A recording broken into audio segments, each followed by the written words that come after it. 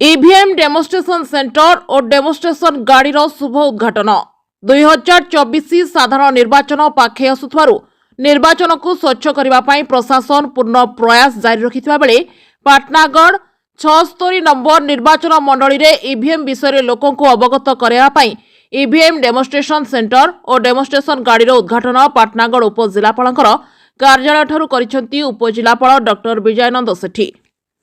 ଏହି ଗାଡ଼ିଗୁଡ଼ିକ ପାଟନାଗଡ଼ ନିର୍ବାଚନ ମଣ୍ଡଳୀର 3ଟି ବ୍ଲକ ଓ ପାଟନାଗଡ଼ ଏନ୍ଏସି ବୁଲିବା ସହିତ ପ୍ରଶାସନିକ ଅଧିକାରୀମାନେ ଭୋଟରଙ୍କୁ ଇଭିଏମ୍ର ବ୍ୟବହାର ବିଷୟରେ ଅବଗତ କରାଇବେ। Bureau report Mircha news. Actually आमर प्रत्येक एसी रो समस्त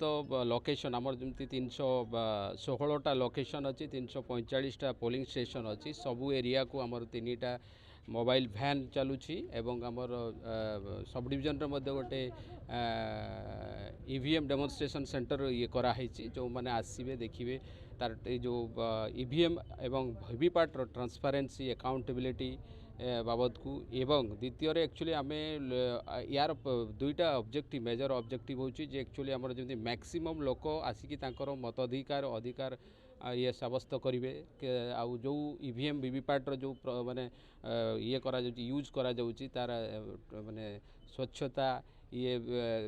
विश्वास जो रही सेटा को आसिकी देखी आखिरे देखंतु केमिति माने ये करा तापरे निजर भोट को मध्य जांच करेंगे वीवीपैट जोटा कि भारतर भरोसा बोली कह जाउची तो से कार्यक्रम गुड़ा करमर एक्चुअली गोटे पब्लिसिटी आमर 3टा भैन मध्य चलुची लोकों को ये करेंगे कौ दिन कौ प्रकार ये करेंगे आमर ये एक्चुअली 12टा ट्रेनिंग अवेयरनेस माने बीयू आसी सीयू आसी एवं वीवीपैट मध्य आसी आमर 3टा ब्लॉक रे व्यवहार करा ता सहित आमर मूल लक्ष्य है जे समस्त को एक्चुअली ए विषय वीवीपैट यूज ईवीएम रो केमिति व्यवहार करा जाई परिबो केमिति केमिति करा होउची सेइथिपई ही ए कार्यक्रम करा जाउची 29 दिन आमर चलिबो प्रत्येक लोकेशन को जीव से अनुसार लोक मान समस्त को ये कर से आम पॉलिटिकल पार्टी आपमानकर माध्यम आम समस्त को अनुरोध करुचु आसतु देखु ये जो ईवीएम वीवीपैट व्यवहार केमती जो विश्वास करूँ आपणकर